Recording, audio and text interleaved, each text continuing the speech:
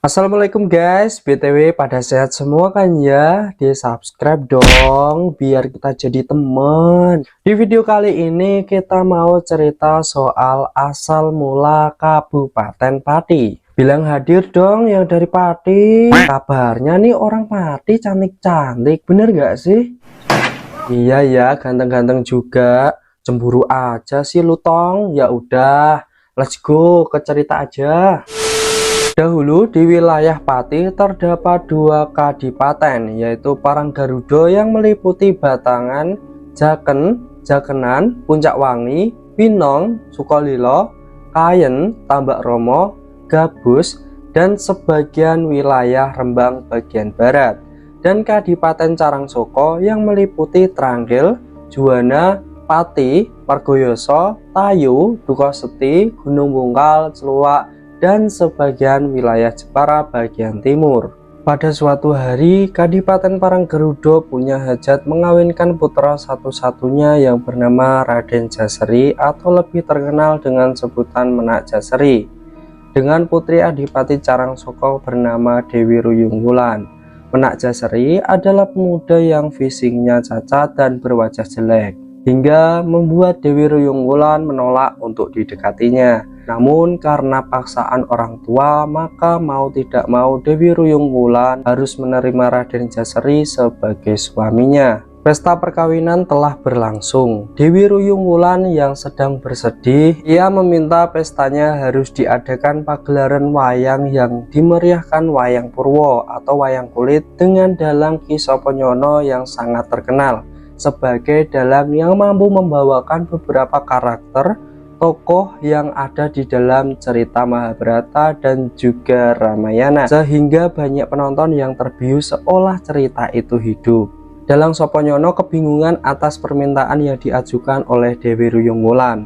Namun hal ini hanyalah taktik dari Dewi untuk mengulur-ulur pernikahan, dan agar pernikahan ini dapat digagalkan sebab sebetulnya ia tidak mencintai Raden Jaseri. Pernikahan yang tidak dilandasi cinta akan menyakitkan dan dapat melemahkan semangat untuk hidup berumah tangga. Nah, teman-teman gimana? Apakah ini benar atau tidak?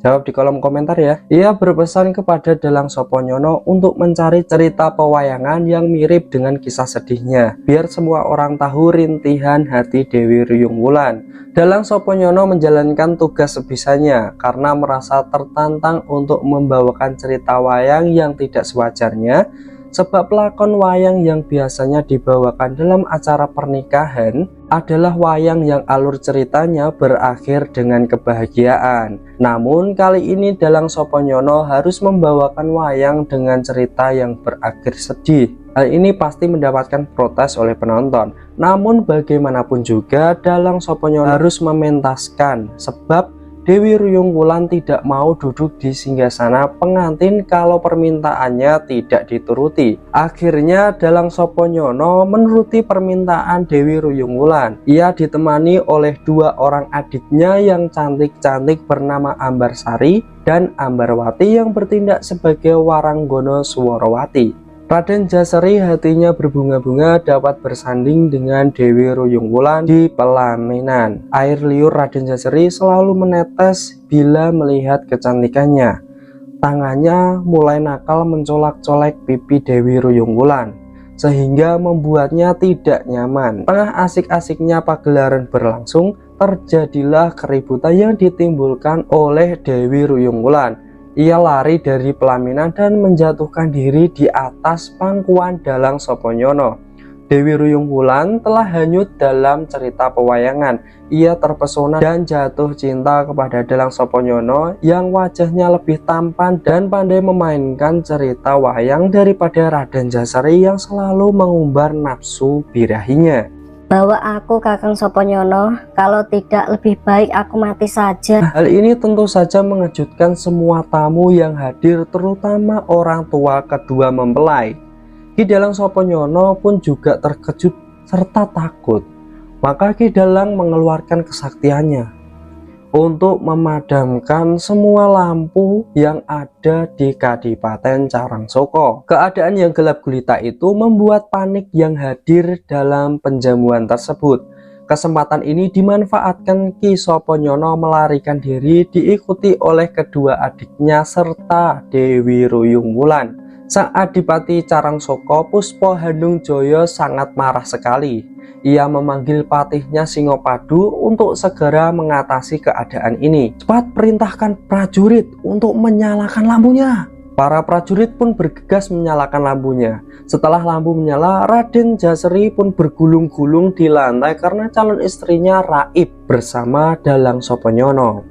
Adipati Paranggaruda memerintahkan patihnya untuk segera mempersiapkan prajurit mengejar Dalang Soponyono dan juga Dewi Ruyung Wulan. Prajurit menyebar ke seluruh desa, memasuki rumah-rumah dengan tidak sopan santun dan juga kasar. Rakyat Carangsaka menjadi ketakutan. Mereka pun berlari berhamburan menyelamatkan diri masing-masing. Prajurit menggeledah semua rumah penduduk, barangkali mereka bersembunyi di dalam rumah. Barang siapa yang berani melindungi akan dihukum. Hal ini membuat Adipati Puspa Handungjoyo kurang senang. Yang dicari buronan Dalang Soponyono bukan rumah rakyat yang dirusak. Adipati Paranggaruda tidak mau peduli. Yang penting adalah Soponyono harus ketangkap hidup maupun mati karena telah menghina kewibawaan Adipati Paranggaruda. Ki Soponyono dan juga Dewi Ruyung Wulan yang disertai adik-adiknya pun berlari terus-menerus menuju hutan. Mereka pun berjalan mengikuti alur sungai. Ki Soponyono juga mengadakan perlawanan kepada para pengejar walaupun itu sia-sia karena tidak seimbang jumlah pengejar dan juga yang dikejar. Keluar hutan masuk hutan. Dewi Ruyung Wulan pun menanggalkan pakaian kebesarannya. Kemudian dia menukarkan dengan baju penduduk setempat. Mereka pun menyamar menjadi penduduk desa agar tidak menjadi perhatian penduduk. Sampailah mereka di Dukuh Bantengan, Trangkil, wilayah Panewon, Majasemi. Panasnya terik matahari di siang hari membuat keempat orang tersebut kehausan. Musim kemarau yang panjang membuat mata air kering sehingga amatlah berharga. Mereka pun memutuskan untuk terus berjalan untuk mendapatkan seteguk air.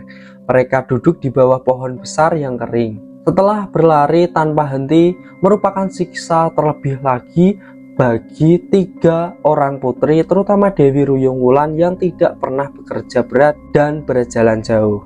Rasa haus bagi ketiga putri tersebut sudah tak tertahankan lagi. Untuk meneruskan perjalanannya sudah tidak memungkinkan lagi. Karena hausnya mereka berlari mengejar daratan yang penuh dengan sumber air. Setelah didekati ternyata hanya sebuah fatamorgana. Mereka berjalan tertatih-tatih sampailah mereka di sebuah sawah yang sunyi, tidak ada sumurnya dan sungai di sekitarnya sudah kering karena kemarau panjang itu. Lihat hal itu, Ki Soponyono sangat bingung karena tidak berani meminta air kepada penduduk dan takut bertemu pengejarnya. Maka jalan satu-satunya adalah mencuri semangka dan juga mentimun yang ada di sawah tersebut. Mereka tidak menyadari bahwa semua gerak-geriknya diawasi dari jauh oleh pemilik sawah, yaitu adik dari Panewu Sukmoyono yang bernama Raden Kembangjoyo. Berdasarkan laporan penduduk bahwa sawahnya sering dirusak oleh binatang-binatang seperti kerbau, kelinci, dan lain sebagainya. Namun kali ini Kembangjoyo kaget, ternyata yang selama ini merusak tanamannya bukan binatang, melainkan adalah manusia. Kembangjoyo memerintahkan anak buahnya untuk mengepung sawah tersebut. Ternyata selama ini yang merusak tanaman-tanaman kami adalah kamu. Yo maling, tangkap! Terjadilah perang antara Ki Soponyono dan juga anak buah Kembangjoyo. Mereka semua dapat dilumpuhkan oleh Soponyono. Akhirnya Kembangjoyo pun turun tangan. Mereka pun bergelut, mereka pun bertarung di tengah-tengah sawah. Dari kejauhan 3 putri itu pun bersembunyi menyaksikan pertarungan tersebut karena dianggap pasukan Paranggaruda. Namun tanpa daya Ki Soponyono kalah melawan Raden Kembangjoyo karena Kembangjoyo lebih sakti daripada Ki Soponyono. Ki Soponyono pun ditelikung kakinya. Kalau kalian yang belum tahu ditelikung itu apa, ditelikung itu adalah dikunci. kalau bahasa silat. Kemudian tangannya diikat dengan tali dadung. Saya mencuri karena terpaksa, Ndoro. Yang namanya maling juga terpaksa semua. Sejurus dengan itu keluarlah Dewi Ruyung Wulan beserta kedua adik Dalang Soponyono. Lepaskan Kakang Soponyono. Yang kamu buru aku kan? Aku boleh kamu bawa asalkan Kakang Soponyono dilepaskan dulu. Dewi Ruyung Wulan pun mengira bahwa yang menangkap Dalang Soponyono adalah pasukan Parang Garuda. Kembang Jaya menjadi heran, ternyata maling yang ditangkapnya membawa 3 orang gadis cantik. Namun karena Kembang Jaya hanya ditugaskan untuk menjaga sawah milik kakaknya, maka ia tetap merangkut ke-4 orang tersebut. Mereka berempat menjadi tawanan Raden Kembang Jaya. Kemudian mereka dihadapkan kepada Panewu Sukmoyono untuk dimintai penjelasannya. Ki Soponyono pun memperkenalkan satu persatu kawan-kawannya. Selanjutnya ia menceritakan semua kejadian demi kejadian yang telah dialami. Mengapa mereka sampai dikejar-kejar oleh pasukan Parang Garuda. Mereka terpaksa mencuri semangka dan mentimun milik Raden Kembang Jaya karena kehausan dan juga kelaparan. Mendengar penuturan Ki Soponyono tersebut, Panewu Sukmoyono merasa kasihan dan tidak sampai hati untuk menjatuhkan hukuman. Panewu Sukmoyono bersedia menampung dan juga melindungi mereka semua. Tinggal di sini semaumu. Masalah Parang Garuda biar kami yang akan menghadapinya. Sukmoyono mempersilahkan Dalang Soponyono dan juga ketiga orang putri untuk beristirahat terlebih dahulu. Sebagai rasa terima kasih yang tak terhingga atas segala kebaikan Sukmoyono, Ki Soponyono mempersembahkan kedua adiknya kepada sang Panewu untuk dijadikan hambanya. Persembahan tersebut pun diterima dengan senang hati. Akhirnya Ambarsari diperistri oleh Panewu sebagai selir. Sedangkan Ambarwati diberikan kepada Raden Kembang Jaya untuk dijadikan istrinya. Sedangkan Dewi Ruyung Wulan akan dikembalikan kepada bapaknya Adipati Carangsaka Puspa Handung Jaya. Yuyu Rumpung yang merupakan anak buah Parang Garuda tahu kalau keris rambut pinutung dengan kuluk Kanigoro adalah pusaka hebat yang dimiliki Sukmoyono. Yuyu Rumpung memerintahkan anak buahnya yang bernama Sondong Majeruk untuk mengambil kedua pusaka tersebut. Akan tetapi sebelum dapat diserahkan kepada Yuyu Rumpung, sudah dapat diketahui oleh Sondong Makerti, sehingga terjadilah pertempuran. Sondong Majeruk kelelahan, kehabisan tenaga hingga mau mati. Keris rambut pinutung yang dibawa Sondong Makerti berhasil menusuk perut Sondong Majeruk hingga tewas. Selamatlah keris rambut pinutung tidak bisa dibawa oleh Sondong Majeruk. Yuyu Rumpung murka kemudian memerintahkan segera menyerbu Majasemi bergabung dengan pasukan Yudopati dengan Patih Singopati. Sementara itu, para prajurit Parang Garuda masih saja melakukan pengejaran dan juga penggeledahan di rumah-rumah penduduk. Sampailah mereka di Majasemi. Betapa marahnya Adipati Yudopati ketika mendapat laporan bahwa buronan Dalang Soponyono dan juga Dewi Ruyung Wulan bersama kedua adik Soponyono berada di Majasemi. Mereka dilindungi oleh Panewu Sukmoyono. Maka terjadilah pertempuran yang sangat seru, banyak korban yang juga berjatuhan. Juga Ki Panewu Sukmoyono gugur dalam pertempuran itu. Mendengar Panewu Sukmoyono gugur, Raden Kembang Jaya mengamuk dengan memegang keris rambut pinutung dengan kuluk Kanigoro, menghancurkan semua pasukan Parang Garuda. Mereka dibantu oleh pasukan Carangsaka. Pertempuran dahsyat antara Patih Singopati dengan Patih Singopadu memporsir energi sehingga keduanya pun gugur di medan laga. Pertempuran di Majasemi berakhir dengan membawa banyak korban. Ki Soponyono mengantarkan Dewi Ruyung Wulan bersama-sama dengan Raden Kembang Jaya. Sebagai ucapan terima kasih, Dewi Ruyung Wulan diberikan kepada Raden Kembang Jaya untuk dijadikan istrinya. Karena Kembang Jaya berhasil mengalahkan Yudopati, Adipati Parang Garuda. Kemudian ia menetap di Carangsaka menggantikan Puspa Handung Jaya sebagai pemimpin kadipaten. Ia juga diangkat menjadi adipati setelah menggabungkan 3 kadipaten yaitu Parang Garuda, Carangsaka, dan juga Majasemi yang menjadi satu kesatuan yaitu Pati. Peleburan itu telah menciptakan kerukunan dari ketiga kadipaten yang bertikai.